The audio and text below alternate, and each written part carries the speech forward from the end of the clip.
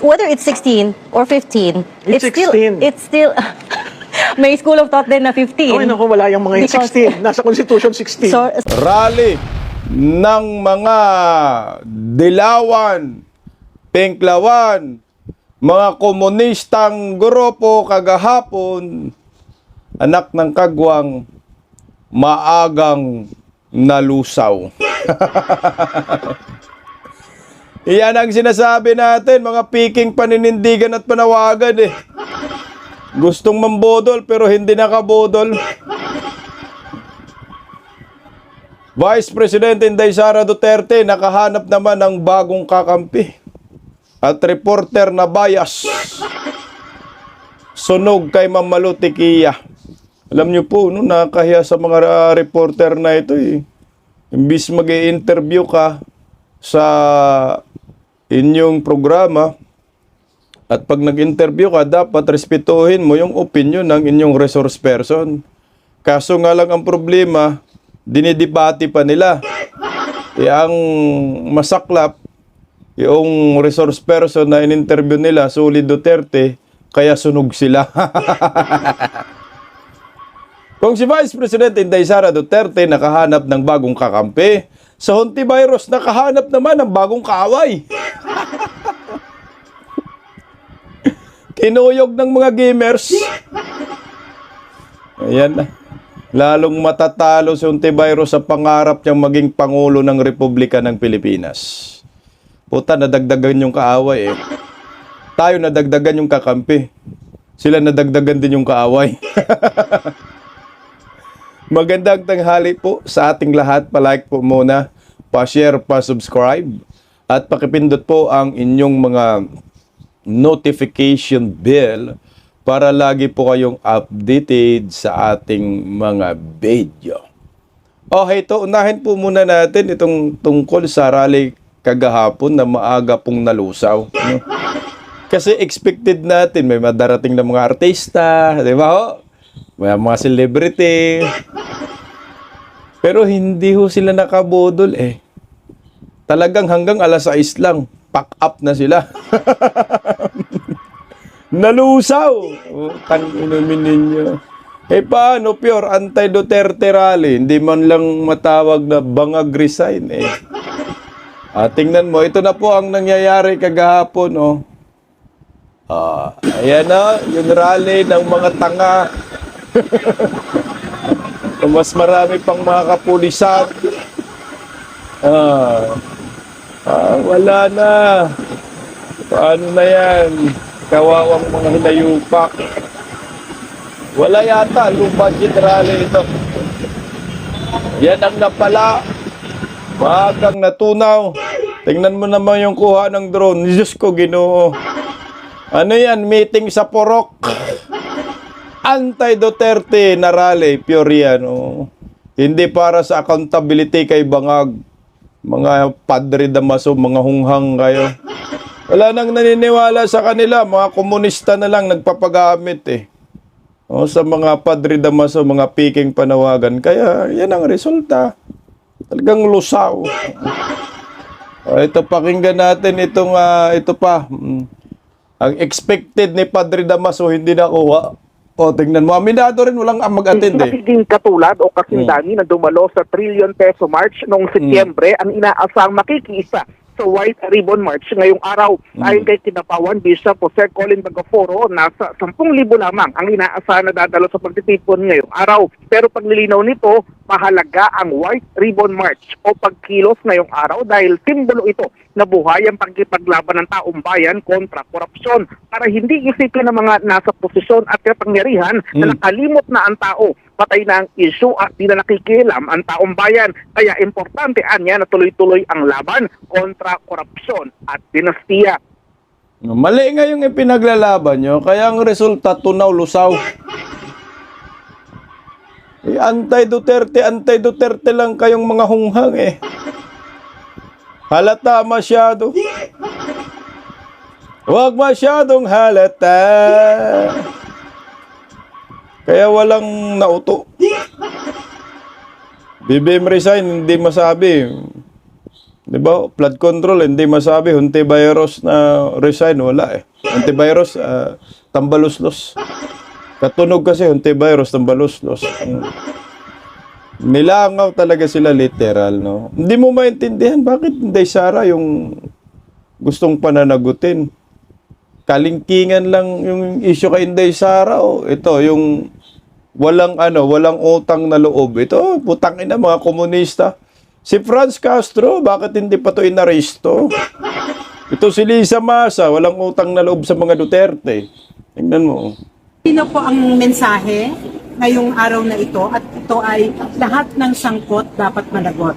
Kung ikaw man ay si Duterte, kung ikaw man ay si Marcos, o kung sino ka man, basta ikaw ay involved sa korupsyon, dapat kang managot. At talaga walang nag-aari sa EDSA. Pero malinaw po na ating ginuguhit sa araw na ito na tayo po ay hindi tayo maka-Duterte. Hindi po tayo maka-Marcos. At alam naman natin si Mike Defensor. Siya ay tagapagsalita halos sa Sara Duterte. At inililigtas niya ang mga Duterte sa kanilang krimen laban sa bayan. Kaya't siya ay dapat ay irespeto ang espasyo ng EDSA doon sa mga talagang lumalaban sa korupsyon. Alam mo, Lisa Masa, sabi ni Guanzon, kayo daw mga kaliwa, wala daw kayong ambag dyan sa EDSA People Power dahil hindi naman kayo nakikipaglaban. Diba, Lisa? Panagutin daw ang mga Duterte, krimen ng mga Duterte. Anong krimen? Krimen sa mga komunista kasi napulpog kayo. Itong si Lisa Masa, walang utang na loob sa mga Duterte. Nabigyan niya ng posisyon kaso hindi tumino. Kaya tinanggal, kaya galit na galit. Parang Ridon lang din style yan. Galit na galit sa mga Duterte. Krimen? Utangin na, speaking of krimen, yung kriminal, katabi mo.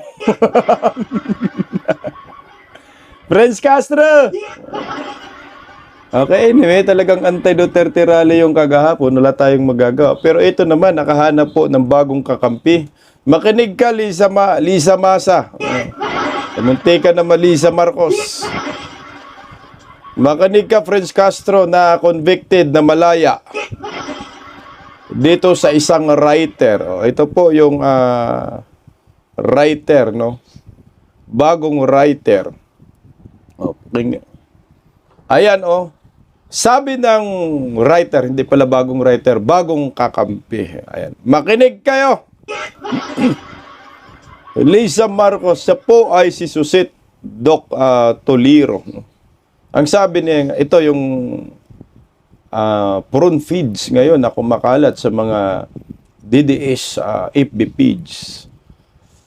Manunulat, question kung bakit si BP Sara ang ini-impeach at hindi ang mga magnanakaw na bilyon-bilyon ang nililimas.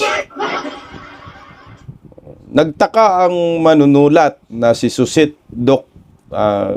Toliro kung bakit si Vice President Sara Duterte ang humaharap ngayon sa impeachment complaint. Kahit na hindi naman umano ito nagnakaw ng bilyon-bilyong piso. Sa isang post, sinabi ni Doc Toliro na hindi sangkot si Duterte sa anomalya sa flood control. At hindi rin umano ito nakatanggap ng insertion sa kanyang budget. Ang tanong, ito ang sabi ni Doc Toliro, ang tanging ibinabato, lustay daw kasi, biyahe ng biyahe. Kung nakakulong ang tatay mo sa sahig, hindi mo ba dadalawin lagi? Lalo't isang perma na lang ang buhay, ani ni Doc Toliro. Ang tagong yaman, hindi iyan na itatago talaga. Lumalabas yan sa uri ng pamumuhay. Hindi nagpaparty si Sara sa ibang bansa tuwing birthday o ini-invite ang mamahaling Duran-Duran Oy. Duran-Duran kaya ano yan, kay Baki at saka Bangag. Hindi 88 million lang ang salin compared sa 1,000% paglobo ng salin ni Martin Romualdez at Bangag. Wala ring nagchichismis na koleksyon ng mga Forbes Park Mansion si Sara. Di gaya ng iba dyan, dagdag pa niya. Ayan po yung banat ng isang writer. Sikat pala to na writer, no? May common sense talaga, no? Simple lang eh. Kung si Inday Sara Kawatan, ang daming mga mansyon. Kagaya kay Martin Romualdez, maraming air asset. Kagaya kay Martin Romualdez, Saldico. Si Baki, meron yan. Pati si Bungek, may mga chopper. Magandang mga luxury cars. Kagaya yung mga Diskaya. Kaso wala ngayon si Vice President Inday Sara. Ang gusto lamang nila, gumawa ng issue para masira si Inday. Eh, ang problema nga, hindi nasisira. Lalong dumarami ang kakampi, mga bagong kakampi, at hindi nalulusaw ang mga supporters, lalong tumitibay. Kasi nga, alam naman ng taong bayan na hindi totoo yung mga aligasyon laban sa mga Duterte. Oh, ito, putsang ina, di ba yung update natin, sabi natin nasa 3,700 yung bilang ng mga kalahok sa Peking White Ribbon. 2,000 po yan yung DDS dyan. Oh, ito. Alam mo yung mga kakampi ni Vice President Inday Sara, mga matatalino. Abogada rin na yata din po ito. Matatalino, mga eksperto, magaling sa technicality. Kagaya itong si Mama Lutikia. No? Alam niyo po, humanga rin po ako dito kay Mama Lutikia kasi nga, lagi niyang sinasabi na hindi naman ako didiis.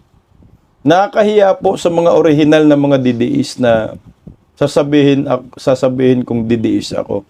Talaga namang hindi didiis si Mama Lutikia. Talagang, I think si Bina yata yung sinuportahan niya noong 2016 eh. Pero, bakit sumuporta siya kay Inday Sara sa mga Duterte? Kasi nga, tama yung direksyon. Tama yung mga pamumuno ng mga Duterte. Hindi naman susuporta si Mama Lutikia sa mga Duterte kung baluktot ang paniniwala at paninindigan nila. Gusto nilang i-impeach si Inday Sara. Dapat si Bangag yung ini-impeach. Ngayon, sumalang si Mama Lutikia dito sa mainstream media. In-interview. Bastos talaga itong mga, itong reporter na to, itong babaeng ito. Tang inumin, Naalala ko doon nung si Jimmy Bundok, in-interview nila, pinagtulungan nila si Jimmy Bundok alam mo naman si Atty. Jimmy Bundok, bagong abogado, yung tungkol kay Bato. Talagang napiga nila. Kasama si Sis Derilon yun. Pero ito, sa pagkakataong ito, nakaganti tayo. Naka-escort tayo dito. Pilit nilang sunugin si Mama Lutikia. Pilit nilang durugin, pero sila po ang nadurog at nasunog. Pakinggan po natin ang interview kay Mama Lutikia ng bias na media. Narito muna yung una. Pakinggan natin. The House. As I was saying, we spoke to Attorney Lorna Kapunan this afternoon. She is, of course, one of the private prosecutors on the defense side. Ang sabi niya, the prosecution side is probably calling around 57 witnesses, whilst the defense is calling about 29 witnesses. The funny thing she said there is that out of the 29 that the defense is likely calling, 25 are common with the prosecution. And she says it's weird kasi pwede naman i-cross-examine ang witness ng prosecution. Bakit kailangan ilagay din yung name sa... Well, that's a tactic. And Attorney Kapunan should not be surprised. She's a trial lawyer. So, if you bring in a witness who can be assailed, then the whole thing drops, right? The whole case, kind of go haywire, and that is not probably to the interest of the prosecution. So the idea there is to assail Yes. the witnesses. The Assail same the witness, witnesses assail their attack their affidavit. credibility. Yeah. And if that works, then the whole case Remember, I think there's a question on the confidential fund. Piatos, they're saying they have a witness named Piatos. Good luck, because that's a nom de guerre. And when you use that, you'll probably cross the line on confidential fund and aliases. They have that Sal-in from Vice Mayor. They debated that from Vice Mayor to the Vice President. Vice Mayor and Mayor are not impeachable offices. So technically, you're just talking of 3 years, not 19 or 20 years. That's point 2. Point 3 is on the conditional threat. Conditional threat is something that is hard to prove unless they bring in that person who they claim was commissioned by the Vice President to do. Maybe they Yes. found So, him or her. I don't know. I don't know. You Pero know, yung Sal-in, they have it all the way, yes. Maybe found him. Maybe they found him. Lo mo. John Wick. Putang ina, alam mo yung ginawa ni Inday Sara, bluff lang yun. Conditional trip, tangina na hanap daw nila. Sino yung hinanap ninyo, John Wick? Baka si Madriaga. Itong reporter na to, pakabayas ito. Up to 20 years. Yeah. But the ones when she was already a vice president apply. yeah, just 3 years. So why are you using the time during when she was vice mayor to mayor? I guess just to show a pattern there. What right? pattern? Of Those are not increasing- impeachable offices. Oo. Pero malayo ka sa Sal-in as we saw during the Malayo House sa Justice sweldo kasi ang Committee. sweldo ng Vice Mayor at ang sweldo ng Vice President talagang magkaiba. So doon pa lang, malayo na. So yung claim mo ng illegal wealth, etc., will also go to the flush because those are not impeachable years. Correct. So, basic. So, kung makikita mo, pahina ng pahina yung kaso ng House of Representatives. And then now, they're introducing new evidence which was not Yeah. alleged during the substance and form period. So, But that was always their argument that they have more evidence. Of course, some of it you will say for the trial but proper. it is not in the affidavit.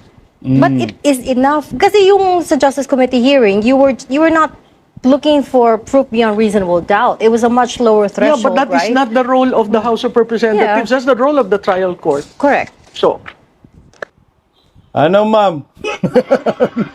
Naintindihan mo na, ma'am? Kasi pinagpilitan nila, tama si Ma'am ano dito, pahina ng pahina yung kaso labang kay Inday Sara. Kasi wala silang ebidensya talagang nabibuild patungkol sa sinasabing ill-gotten wealth. No, putang ina yung pinag-uusapan, impeachment labang kay Inday, yung pagiging vice presidente. Tapos yung pagiging vice mayor, tsaka mayor, yan ang kinakalkal nila. Putang anong connect doon sa pagiging vice presidente? Eh, sabi nga ho ng isa ni yung writer kung Sal-in lang ang pinag-uusapan, mas maraming 1,000 times tumaas kay Bangag at saka kay Martin Luther King Lalo na yung mga buhaya dyan, yung mga kinakampihan noon ninyo, Hontiveros, Diyos ko Ginoo. Yung mga kongresista, lalo. O ito pa, lalo na ditong sunog yung reporter na ito. Kay Mamaluti, kaya ito yung matindi. yes, I know there's a lot of debate right now on what the number there's is. that school of thought that it can be a carrot for anyone who is interested to go national. Is it? A carrot? Yes. Because they're talking of conviction already, when in fact it's very hard to But get that exactly, conviction. Whether it's 16 or 15, It's 16. It's still may school of thought din na 15. Ay, naku, wala yung mga yung Because- 16. Nasa Constitution 16. Sorry, Malu, but Oo. yung people who are in the 15 or 14 camp include former justices, like kunyari, Oh, yeah, but former senior Davide and Justice, Ascuna are for 16. So it's former divided. Saj Antonio Carpio says it's not hard and fast. Former SP Frank Trilon says I'll go with Chief Justice Davide and Ascuna. Yung term ni former SP Trilon is the two are beyond the Senate's coercive jurisdiction, meaning the Senate can't Lol. compel them to No, they were not participate. suspended by the Senate. They were No, not I know, disciplined by the yes, Senate. but one is under the jurisdiction of the law. They can find ways for that person to vote. They were not disciplined. So that's another area Senator that they will... Jinggoy is being Yeah, he's in disciplined. jail, but they were not. Yeah. He was not disciplined by the Senate. His privileges were not suspended. The He was the law- one who said, "You can take my salary, you can do Yeah. whatever." But does the law not supersede internal Senate parliamentary rules? No, a he is- member has to be disciplined. No, but the point is he's in jail. Yeah. And he is stripped of his No, it's not legislative beyond. It's not responsibility. beyond. So how can the Senate compel him to attend? Talk to the Sandigan Bayan and allow him for law to vote. That Correct. is There are so many ways to do that. That is the former Senator De Lima tried that. The Oh. the Muntinlupa RTC denied it. Oh, but because it's still you can try it. It doesn't mean it's the decision will be carried. There's several wild cards actually on play, and we cannot really finally say this one is the hard rule. But these are all live cards that we need to consider when you go to the threshold. And I think that would be one of the decision points of the impeachment court to lay a clear definition on the threshold. Itong mga dilawan talaga, no, double standards, no. Pinaniwalaan nila yung threshold, magiging 15 daw. Bababa pa daw sa 15. Kasi nga si Bato tsaka si Jinggoy, hindi daw makaka-attend. Diyos ko, sinong pinagbasihan ninyo? Antonio Carpio, Dilawan, Antay Duterte. Meron pang isa, sino daw? Si Laila Di Saba, Diyos ko, Dilawan din. No? Mas naniniwala ko dito sa mga author ng 1987 Constitution yung gumawa. Si Ascona at saka si Davide, pareho yan.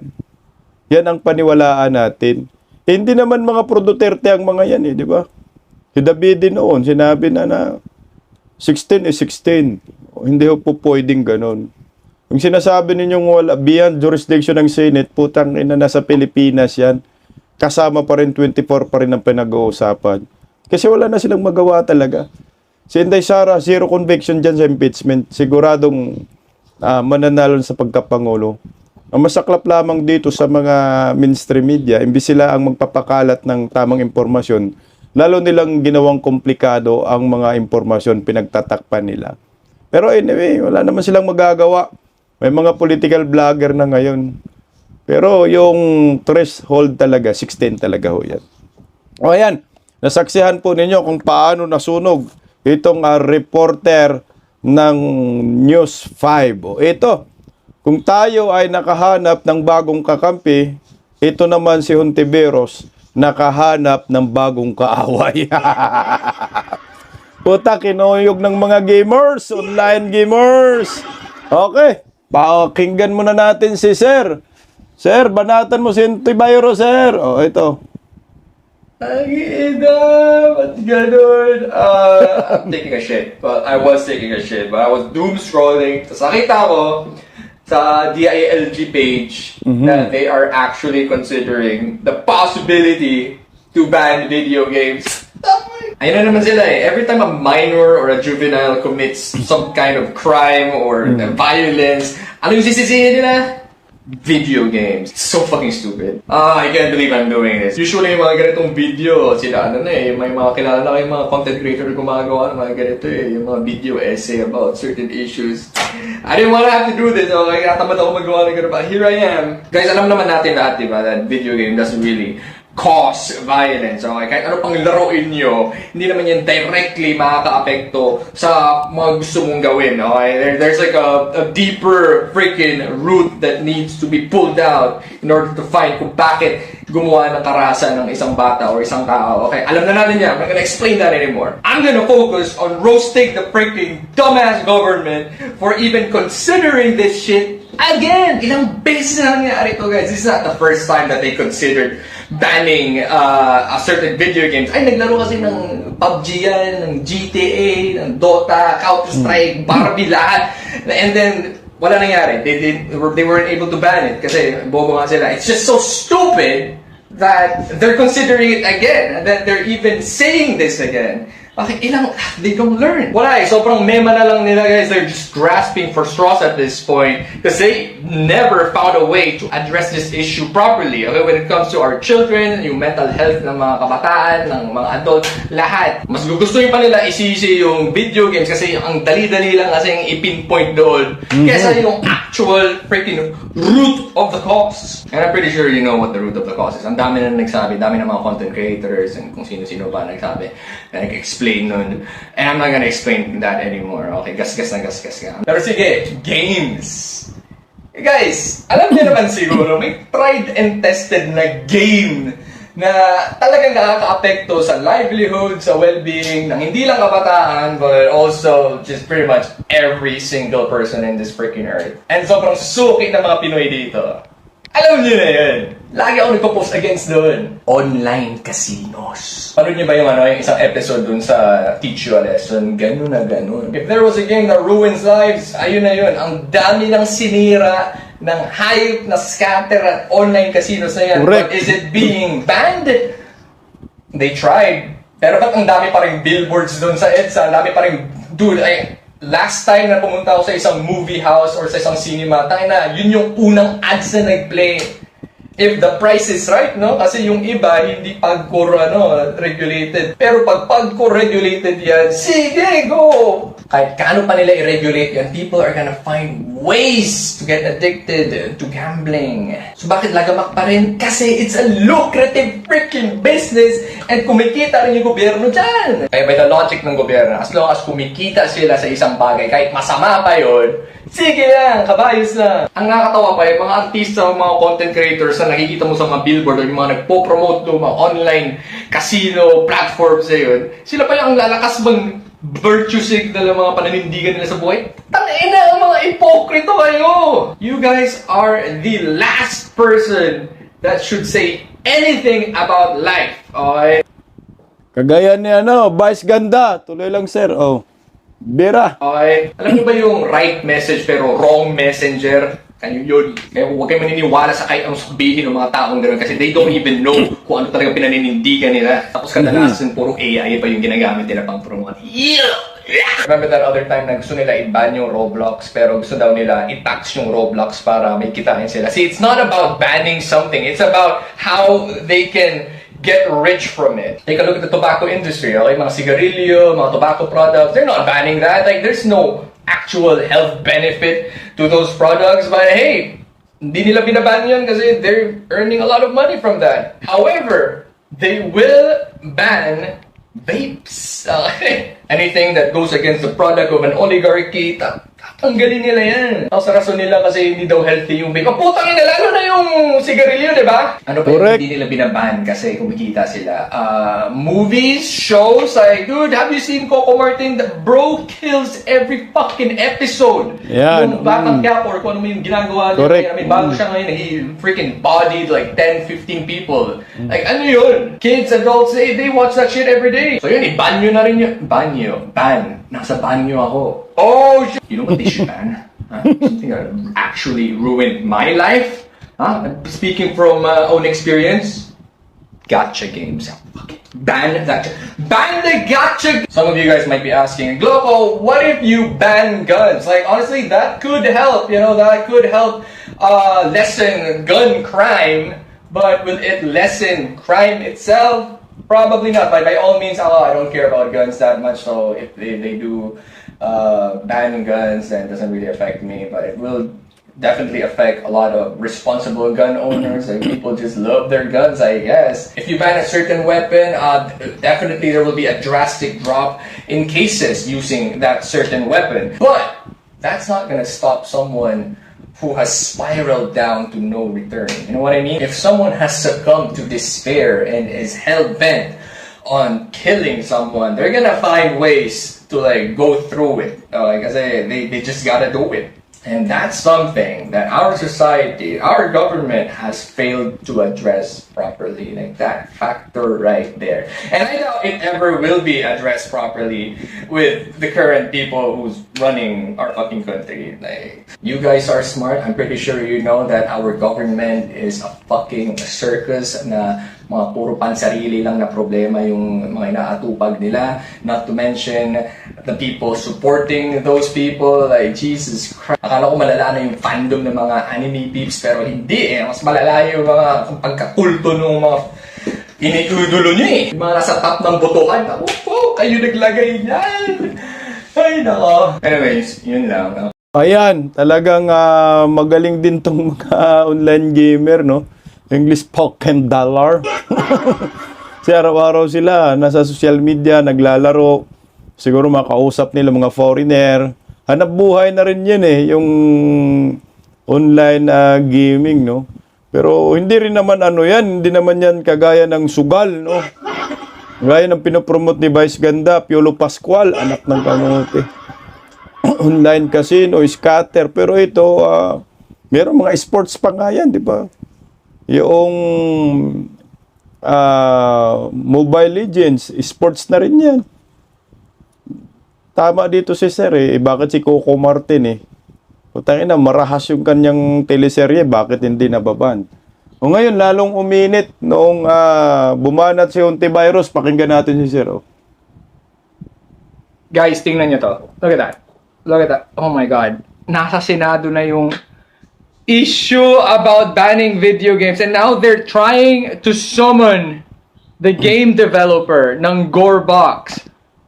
Bro! This is embarrassing. Akala ko last video ko na yung echo chamber video ko sa banyo. I thought that was like my first and last video about this issue. But holy... Guys, I'm gonna level myself here. Hindi mo na ako magka-canal creator mode because this ain't funny anymore. Like, this is just disappointing. Of all the people you would expect from the Senate to do such an embarrassing move, like, you would expect sila Robin, yung sila Bato, or kung sino pa yung mga you would expect them. Risa? Oh my God. My dear senators, please, we have enough clowns in the circus already. Wag na kayong dumagdag. Okay, leveling now. So apparently the issue... Punta na, huwag mo naman sabihin clown sila ni Bato at saka Robin. Umayos ka nga, Sir eh. Ma-uppercut kita ngayon. Banatan mo lang si Hontivirus. Okay, tuloy. with banning video games because of the recent tragedy that happened in Tacloban has now been escalated to the point where the original game developer of Gorebox, who is based in Germany, or he's German, is now being called to a Senate hearing. Who freaking... This is embarrassing not just for the gaming community in the Philippines, but for the country itself. Because this just shows just how unprogressive our government is. And our reputation in the international level is already very low, and this just, just leveled it down a bit more. Ito yung sabi ni Senator Risa. Nakakadismaya na pinili ni Mr. Philip na wag na dumalo sa darating na hearing namin. Why would he? Why should he? Okay, what are you gonna get? You're gonna waste that person's time. You're just gonna freaking drain that guy. It was pretty clear on his game, Gorebox, that it was a 18 plus game. I'm not even gonna mention how dumb and cartoony the game looks. Like, there are so many other games out there that are more accessible, more gory, more grotesque than Gorebox, and that's not even the point. The point is, this shouldn't have ever happened. It never should have been an issue. So are we just gonna keep blaming every freaking violent video game out there for any tragedy that happens in the future? Ban it, give it sanctions and all that stuff. I don't know, what's next? Freaking TV shows, movies, magazines? What? Senator Risa, I have a certain amount of respect for you in the Senate. However, whatever you just said, this move, this politically grandstanding looking move is not it. Like, this is bad. This is just objectively bad. Because if your reason for inviting the developer of Gorebox to the Senate hearing was to learn more about the implications of video games and violence and stuff, there are so many research studies out there that has already debunked that. And isa pa, people have already mentioned this. we have a gamer in the Senate. We have Senator Bam Aquino. You could have just asked him about the implications of video games. You could have just talked to him. He'll probably clear it for you. I don't even know why Bam isn't saying anything yet. Has he? I don't know. At the moment of taking this video, he hasn't. Blaming a video game for something like this is also kind of like blaming art itself, because video games is another medium of art. So again, if you start banning video games, then you might as well just ban every media out there that contains violence. This is like the most embarrassing one.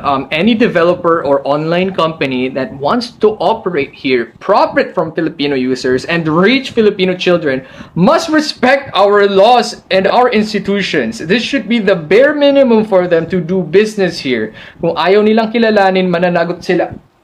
Oh my god, there's just something so icky about that statement. We're talking about video games here, not online casinos, nothing pay to earn, just good old just shooting stuff and it bleeds and then that's it. Just pixels and data dying in the game. And you want to strictly regulate that? Do I need to explain this point? Because if we're talking about accessibility, the government itself isn't really doing a great job. Again, like in my previous video, I mentioned like freaking billboards of people promoting stupid ass online gambling platforms. What else?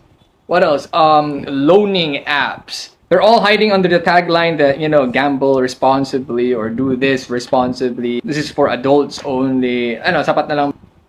Ito, dilawan, pinklawan, ito. Sir, lipat ka na sa DDS, sir. Sipin mo, dilawang ka, sir, eh. Tinarantado ka ng kapwa, dilawan mo. Mga pinklawan, oh, yan ang sinasabi natin, eh. Tinamaan din kayo ni Hunti Virus. Si Bam Aquino, gamer.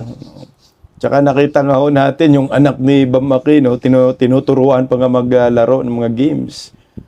Yan sila. Berese, nagtablahan kayo. Ito pa, tuloy lang natin ng konti. Na lang ba yun? The target demographics for such things is supposed to be super obvious, right? And yet, may mga minors pa rin, may mga bata pa rin na gagawa nun or magpa-participate sa ganung bagay. So what perpetuates that behavior? There's a lot of factors, but definitely not freaking video games. Because if you totally ban a certain art form, okay, you're denying people something that they live for. Because guys, we work so that we can survive, right? But we live to enjoy entertainment, to enjoy the art. I think I got that from a movie, I don't know. But it's true. That's what other people have said. Like, they play video games. They enjoy certain pieces of art forms in order to escape their problems, to escape into that world and just enjoy themselves, detach. You know, people need that. Do you think it's a healthy outlet to be playing violent video games? Like, why not? It's a video game. We're not killing real people there. Somewhere in our brain, somewhere hard-coded into our DNA, our hunter instinct, it's still there. Okay, our ancestors had that. And we're just trying to find a moral, ethical, humanitarian way to release that. That's why people still enjoy hunting, fishing, playing video games, going on adventures. We know the limits of fiction. Guys, I'm not here to give a substantial solution to this issue because there's like so many layers, there's so many factors to this. But hey, if we're looking for ideas on solutions or where to start in solving this problem, then I suggest checking the statement of the Philippine Society for Child and Adolescent Psychiatry. This is their page. Look at that. So they listed a couple of things that could be strengthened for prevention efforts, you know, because I do believe that prevention is better than cure. So one factor to consider, early identification of warning signs. Second, safe, confidential, and accessible reporting systems. Do we have those? Comprehensive and sustained anti-bullying programs. Since when did we have that? Responsible digital supervision and guidance. Strong and nurturing family support systems. Oh, it's so over for the Filipinos, man. Nope. Strict control and monitoring of minors' access to weapons. Naku po! And effective implementation of current mental health legislation and child protection policies which you guys always ignore. Okay, Philippines could absolutely never. Hi nako, like these are really good lists, PS Cap. Okay, good on ya. Yeah, I got good. Start talking to this. Don't talk to the game developers. Talk to these people. Okay, talk among yourselves. Let's go po. This stuff about video games is not it. Trust me, you're gonna do more harm to society if you start sanctioning these video games. And to the senators who are thinking of doing the same thing as Risa, oh my god, like if you're trying to appeal to the boomers who have one leg on their grave already, then yeah, go ahead. Live your life. But you're gonna lose a lot of support from the people who are still Ito na. young and up and about. Even non-gamers can see that. Keep your hands away from people's harmless art and entertainment. Start focusing on the real problems. Stop grandstanding. We've had enough of that with Ian Peter Cayetano and freaking minority block before. We're tired. We're so tired. We are so tired with your circus, with your clownery. Huwag na kayong dumagdag. Please get your shit together. Merece! Okay? You guys are supposed to be the cream of the crop, the top of the top.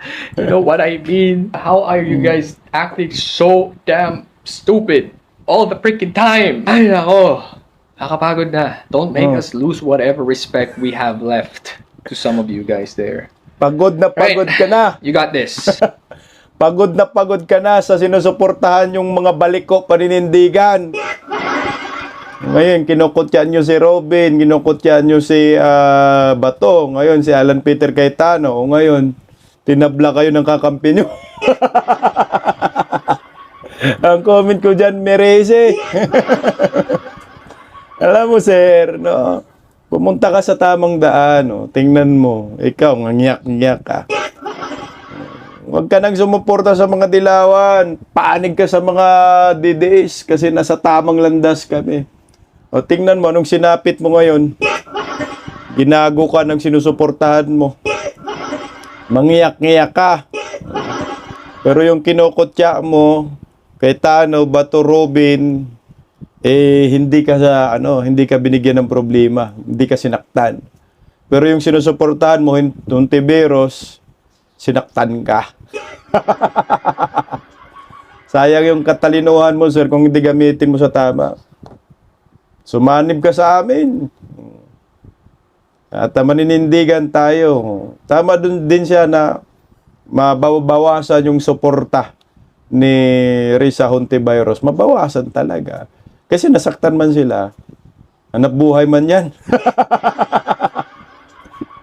Sa panahon ni Tatay Digong, di kayo umiyak, no? Pero ngayon, sa panahon ni Bangag, mangiyak-ngiyak kayo. Sa lang ang ibig sabihin, Gloco Gaming, mas may malasakit ang Duterte kaysa sinusuportahan mong mga dilawan pinklawan. Kaya habang bata pa, putang na manindigan ka.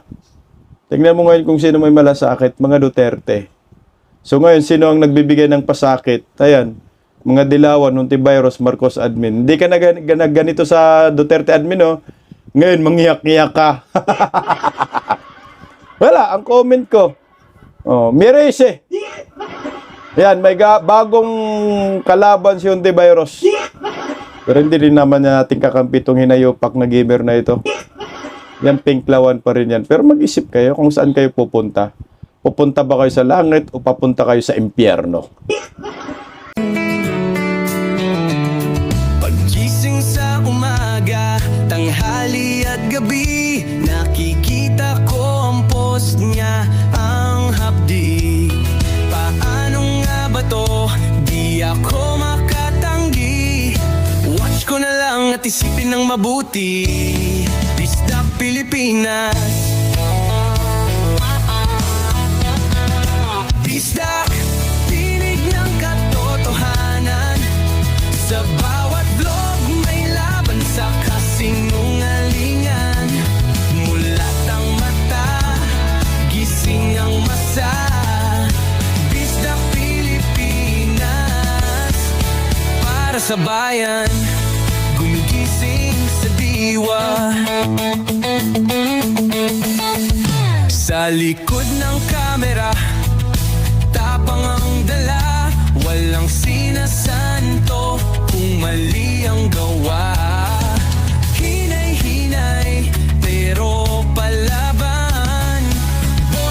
ng tao sa digital na labanan. Bisdak, tinig ng katotohanan.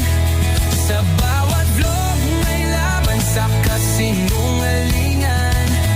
Mulat ang mata, gising ang masa. Bisdak Pilipinas, para sa bayan, gumigising sa diwa.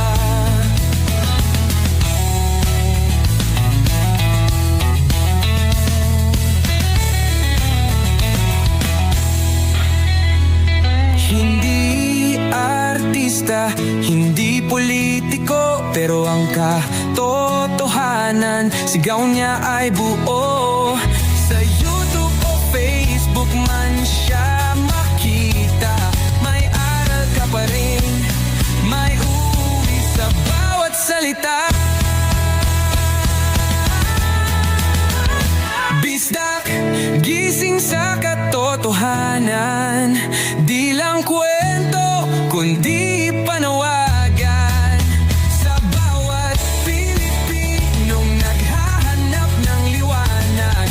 Bisdak Pilipinas, kasama sa pagbangon ng bayan. Bisdak Pilipinas, boses ng masa.